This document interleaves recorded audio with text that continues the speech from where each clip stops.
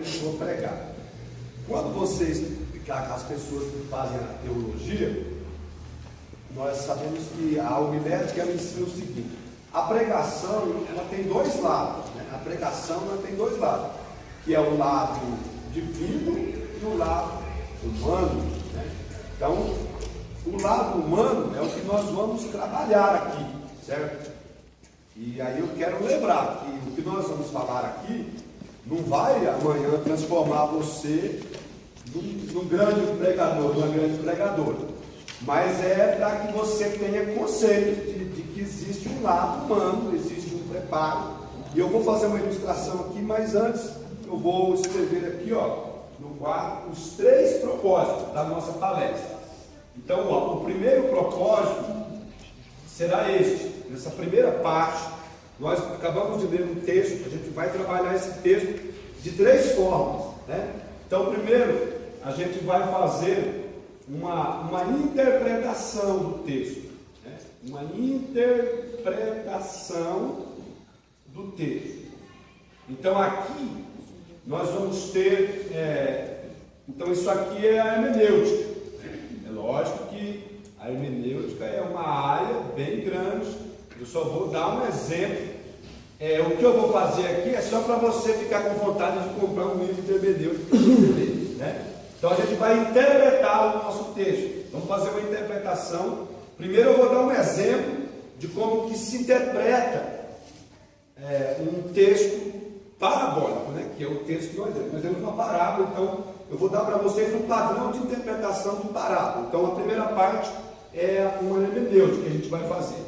Aí na segunda parte eu vou fazer com vocês um trabalho de esboço, né?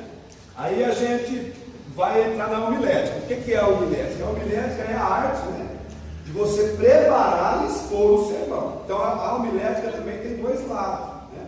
Já viu aquele cara que ele fala assim: olha, rapaz, eu orei, estudei, orei, aí eu estava, mas a hora que eu subi lá me deu branco, né? Depois que eu preguei, eu lembrei que eu esqueci de falar. Isso acontece com o professor da escola dominical, acontece com o pastor Osésio no ensino dele, no meu, né? Acontece com os pregadores. Poxa, eu esqueci aquela parte que é importante. Então, a homilética, ela tem esse lado aqui, é o lado teórico, né? Porque o esboço ele não prega, né? O esboço ele não prega. Então, isso aqui é o lado teórico da hermenêutica. E aí, na terceira parte, a gente vai interpretamos o texto, fizemos um esboço sobre o mesmo texto. Aí a gente vai ensinar os irmãos uma forma de como expor esse texto. Aí seria a homilética no aspecto prático, ou seja, seria como transmitir esta mensagem. Então veja bem que nós, quando escutamos uma mensagem, né? Quem aqui já ouviu uma mensagem, você nunca mais vai esquecer, aquela mensagem que marcou a sua vida? Quem já ouviu? Pode levantar a mão, irmão. Vai dizer que você nunca ouviu uma mensagem. Então, a gente fica admirado, meu Deus, como que aquele irmão trouxe aquela palavra, aquela irmã, como ela foi usada por Deus, falou comigo, me exortou, me consolou, me edificou, né? Aquela palavra foi profética na minha vida. Então você admirou mais o quê? O que você recebeu de lá para você. Só que, na verdade, como é que é o nome do seu filho? O Elivelto convida o Oséias para jantar na casa dele. Qual que é o seu prato preferido, pastor Zé? Arroz, feijão, Faz lá. Lasanha. Muito bem. Ó, então veja bem. Quando o Oséias chega, o Elivelto já está com o prato pronto, sim ou não? Sim. Aí ele fala: por favor, pastor, senta aqui na mesa, né? Aí ele pega e coloca lá um garfo, uma faca de prata lá, prata, nem precisa. Então, e o Oséias come aquele prato. Agora, o que o Oséias não viu? O que o Oséias não viu? Presta atenção, o Oséias não viu que o Elivelto, primeiro ele teve que ir lá no mercado, comprar os ingredientes para fazer aquele prato. Aí ele foi lá com uma lista, né? Fiou a mão no bolso, pagou, trouxe tudo aquilo. Só que ele não poderia pegar tudo aquilo, jogar na panela ou na assadeira lascar, como diz o povo da roça, de onde eu vim, né? Lascar lá no forno, lá e falar, come aí, pastor Zé. Tá aí, ó, né? Não, ele vai ter que pegar a receita daquele prato, sim ou não? Sim. A receita, as irmãs estão entendendo muito bem. Então, tem homem que é igual eu, não sabe nem fritar o ovo, né? Se minha mulher morreu, eu estou enrolado. Então, aí o Elivelto vai ter que, para fazer aquele prato, irmão, ele vai ter que pegar a receita, colocar a medida correta, né? De cada ingrediente para o prato ficar no ponto. E até o tempo de deixar no fogo, tudo, a receita é ou não é, irmão? É no mínimo um detalhe, certo? Aí o Osés que chegou depois, essas duas primeiras partes, ele não viu. Ele fala, que delícia, né? É igual a gente senta no banco da igreja, palavra boa, glória a Deus, aleluia, é de Deus, mistério profundo, mano, meu Deus, entendeu? Mas essas duas partes aqui, você não viu, não é isso?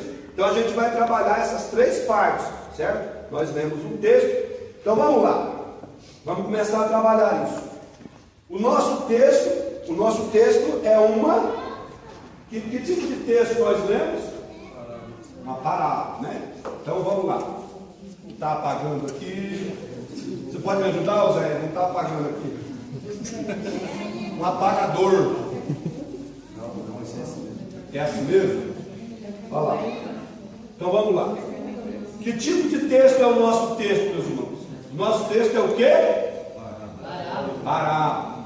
Né? Parábola. Então, eu anotei aqui, ó, 4 regras. Eu quero que vocês anotem. 4 regras de interpretação de uma parábola. Vamos lá. Então eu vou colocar aqui, ó, regras. Regras, você já sabe o que é de interpretação. Eu não posso ficar escrevendo muito, nossa palestra não vai ter fim. Primeira regra: o que é uma parábola? O que é uma parábola? Estou colocando em forma de pergunta aqui, tá? O que é uma parábola? Segundo, o contexto. A caneta não está crente. Depois você. Isso. O inimigo está furioso. Esse rapaz. Deixa eu usar a caneta vermelha. Onde que está o amor?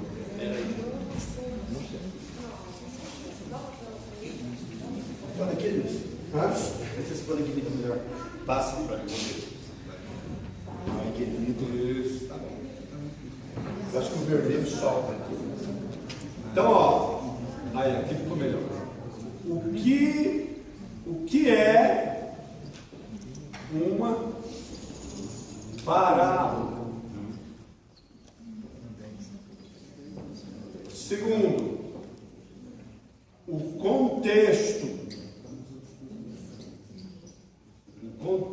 da parábola, ok? O contexto da parábola. Terceiro, linguagem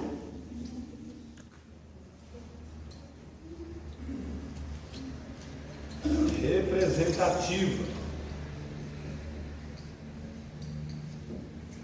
E o quarto ponto, lição central. Então, ó, aqui estão, porque, por que eu escolhi a parábola? Presta atenção, porque isso aqui vai ajudar vocês, porque nós vamos tratar de um texto, mas eu acho que uns 25% do ensino de Jesus ele ensinou por parábolas, né? Por parábolas. Então o que acontece? Eu, quando leio uma parábola, eu tenho que responder essas 4 perguntas para mim. Estou indo para o supermercado agora, comprar os ingredientes para fazer o bolo. Então a primeira pergunta eu tenho que responder: o que é uma parábola? Se eu não souber o que é uma parábola, Eu não consigo interpretar. Segundo, o contexto da parábola. Por que Jesus contou a parábola? Terceiro, a linguagem representativa. O que é a linguagem representativa?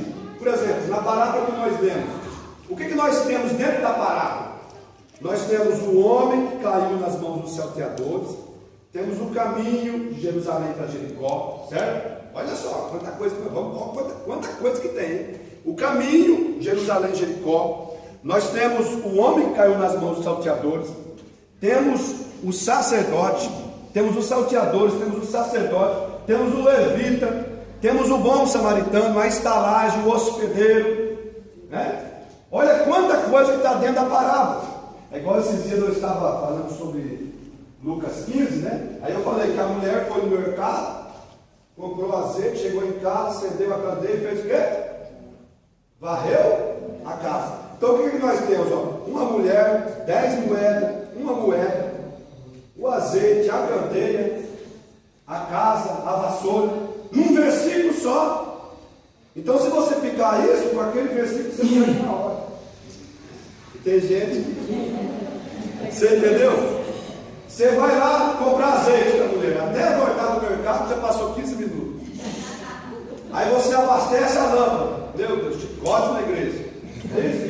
Aí a casa está suja, porque é sua, viu, que a casa está suja, entendeu? Depois você pega a vassoura e começa a varrer a casa, né? Você vê quanta coisa que tem. Então a gente tem que descobrir o que? A linguagem representativa, certo? Aí vem o quarto ponto. Eu tenho que saber, quando eu leio uma parábola, qual é a lição central, porque cada parábola tem uma lição central, ok? Então vamos lá.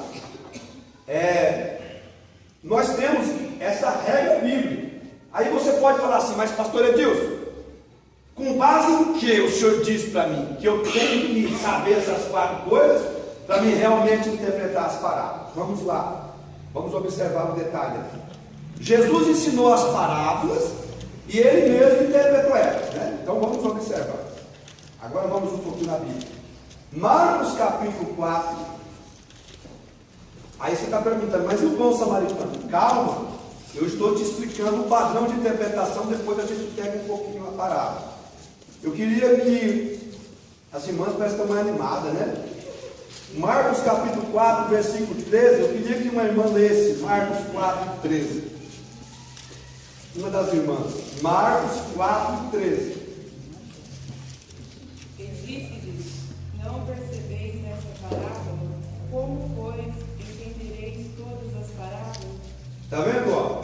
Jesus falou assim, eu contei a parábola, vocês não entenderam? Então eu vou fazer o quê? Vou ensinar vocês a interpretar todas. Tá vendo? Então Jesus contou a parábola e depois ele mesmo fez o quê? Interpretou.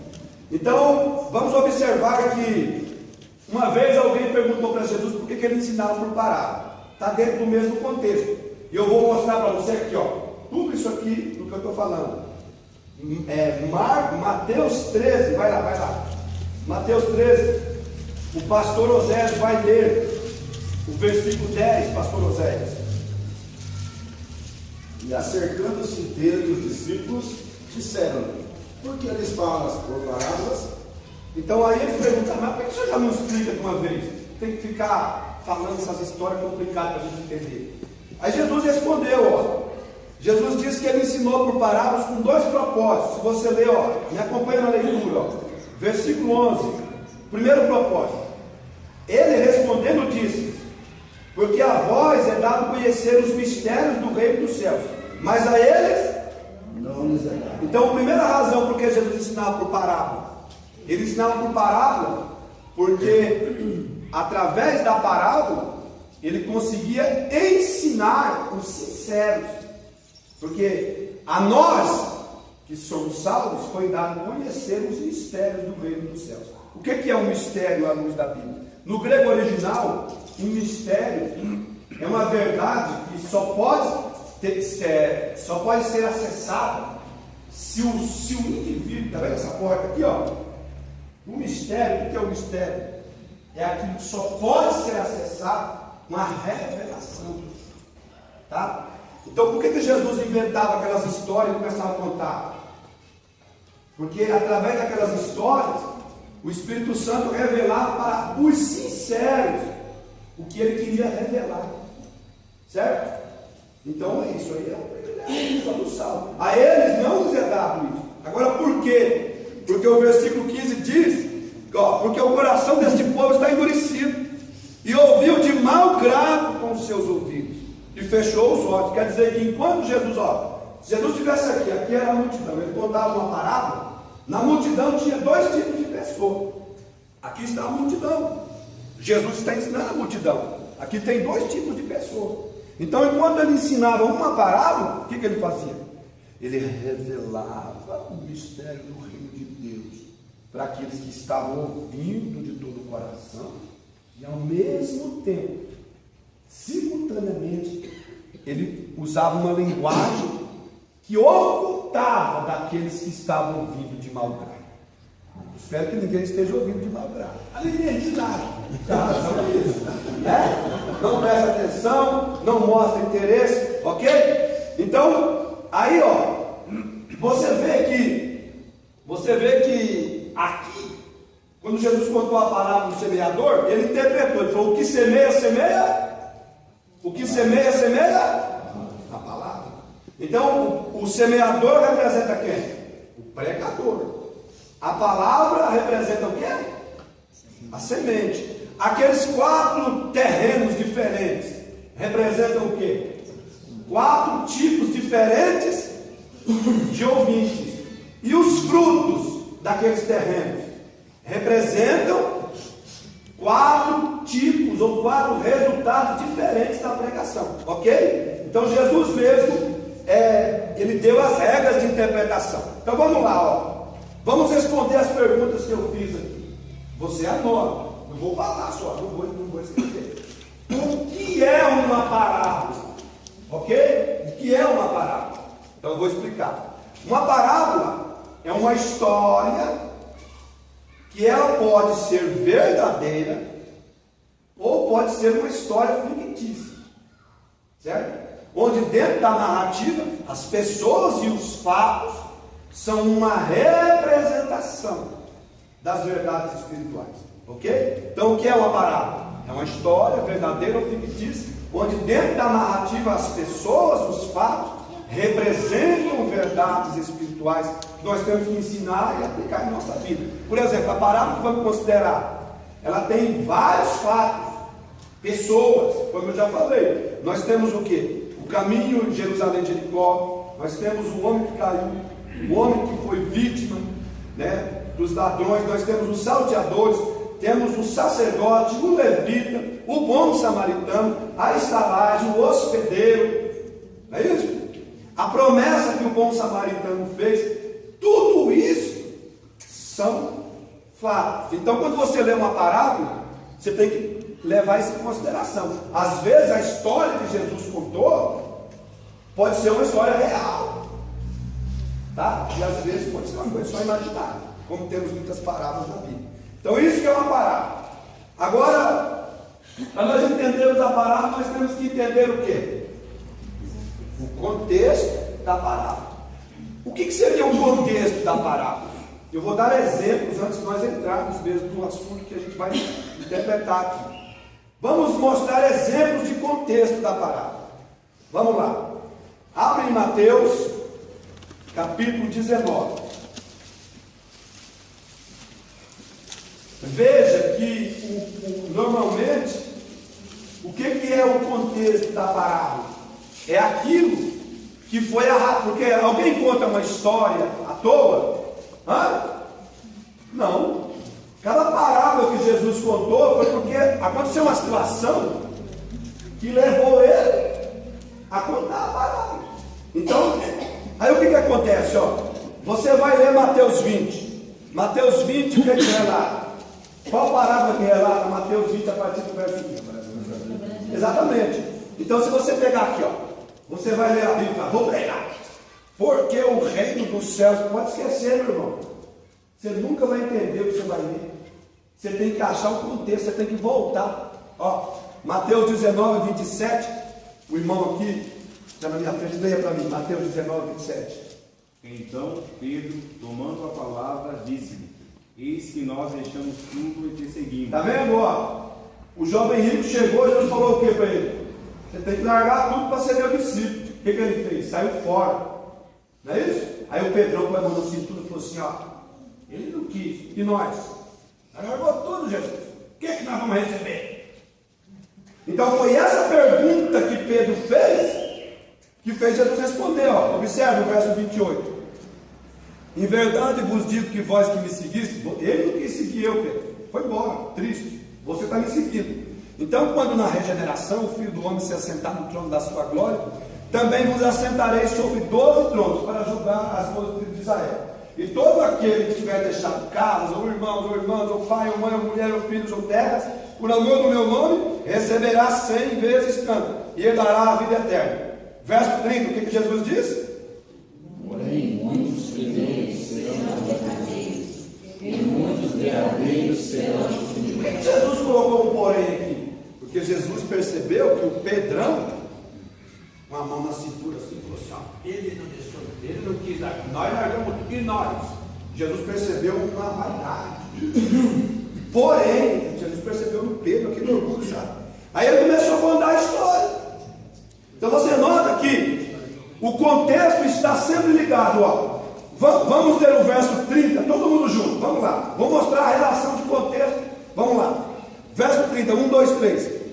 Porém, muitos primeiros serão derradeiros, e muitos derradeiros serão primeiros. Verso 16 do capítulo 20, vamos lá, 1, 2, 3. Assim os derradeiros serão primeiros, e os primeiros derradeiros, porque muitos são chamados, mas poucos escolhidos. Tá vendo? Você está vendo como é que o assunto está totalmente relacionado? Agora, se você for querer entrar na parábola da vinha, sem pegar aqui o contexto, você entra? Não entra. Você tem que achar o que, irmãos? O que é o contexto? Aquilo que foi a razão, o motivo de Jesus contar a parábola.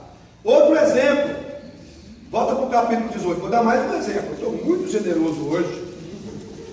Vou dar mais um exemplo. Mateus 18. Ó, você vai tentar interpretar essa parábola aqui no verso 23. Qual que é a parábola?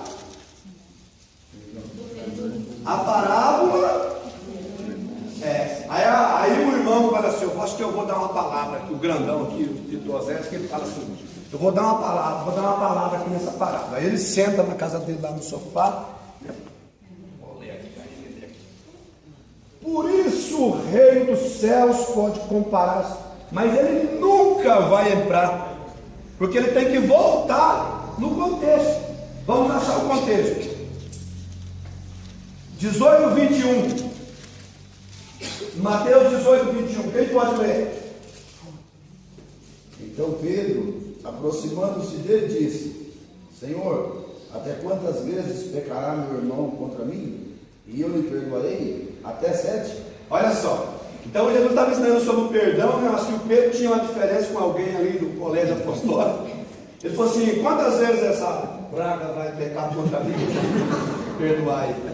E os rabinos, eles diziam assim que eu podia perdoar ele 3 vezes. Aí eu pedia perdão para mim uma vez, está perdoado. Eu pedia de novo, perdoado. Depois que ele me pecasse contra mim 3 vezes, você morreu.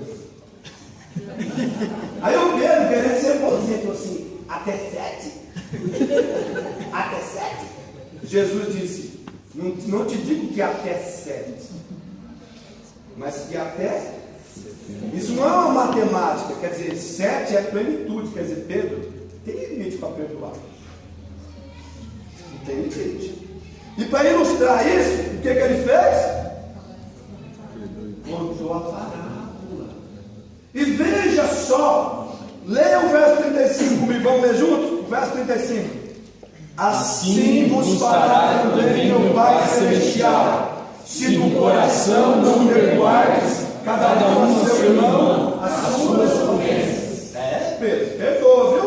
Senão, você vai se lascar, igual o cara aqui que não perdoou. Foi isso que Jesus quer dizer. Você reparou como o contexto sempre está relacionado? Ó, aqui é o contexto, é o que vem antes da parábola. Você reparou que o contexto da parábola, ele está sempre relacionado com a conclusão.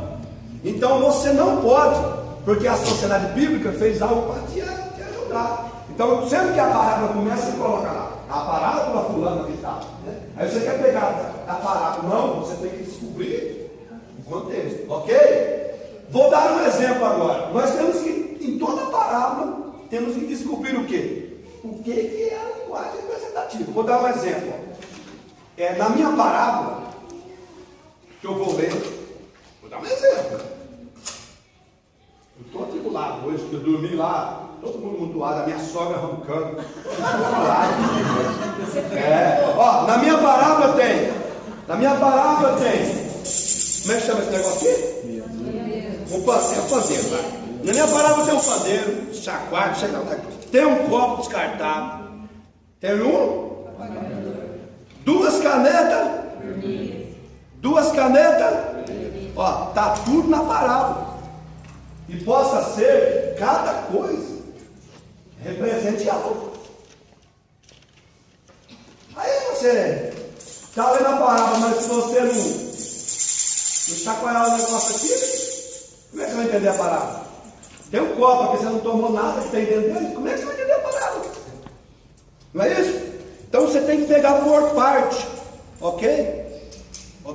Pegar por parte. Vou dar um exemplo de linguagem representativa, bem bonito para vocês. Lucas 13.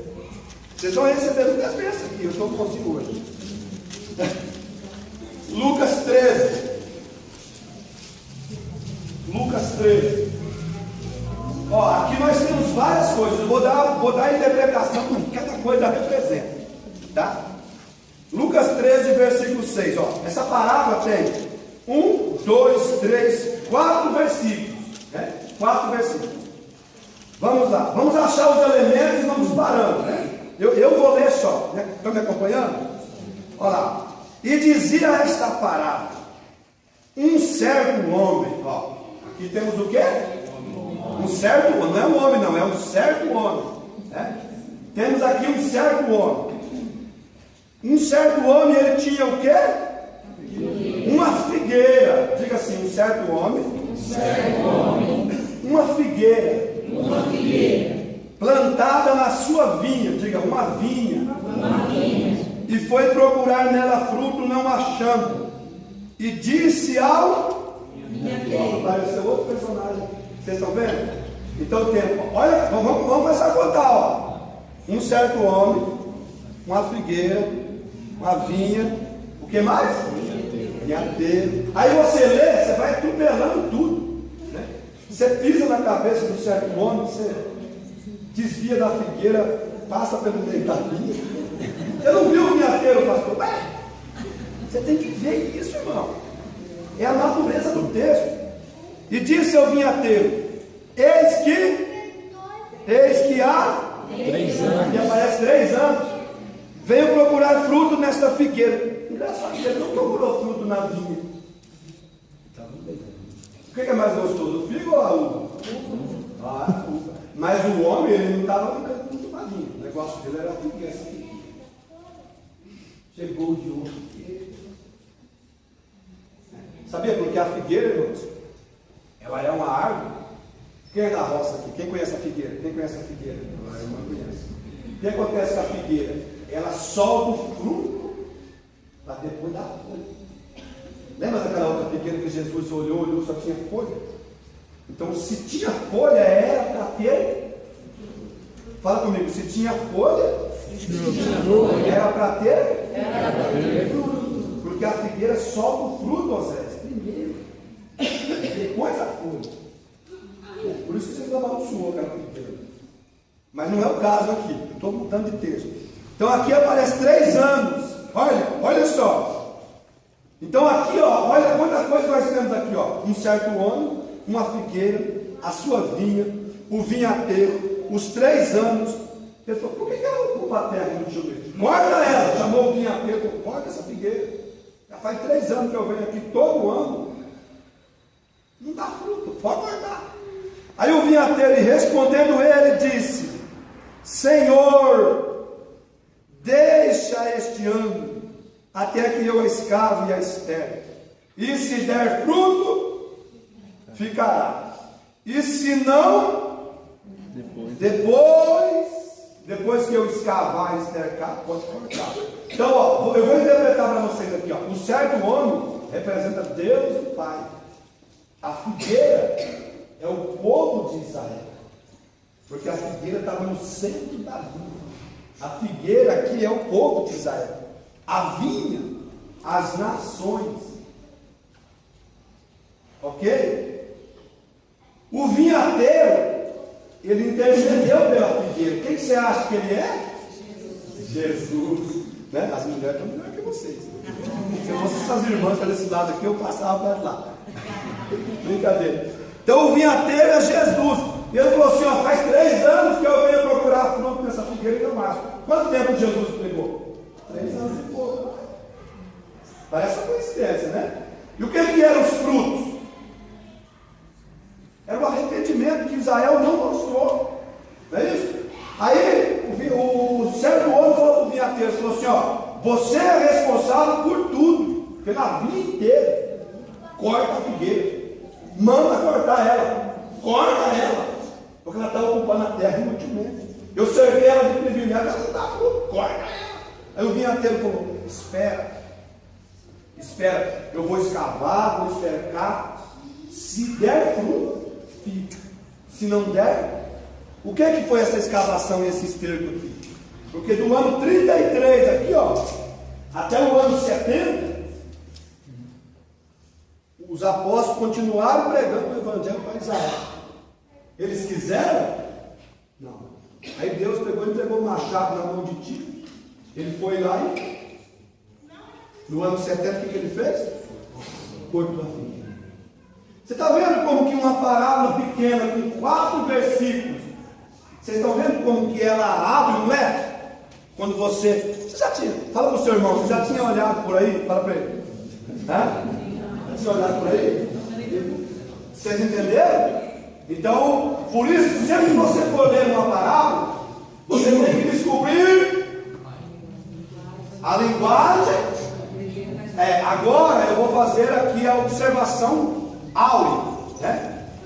Cada parábola só tem uma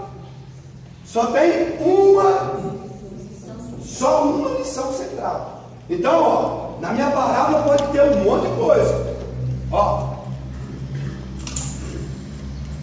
Só que, ao perigo, eu não posso exagerar nisso, nem nesse objeto, que estão na história.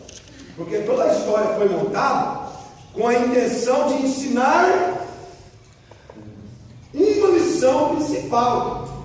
É legal esse negócio aqui de linguagem representativa. Então, cuidado.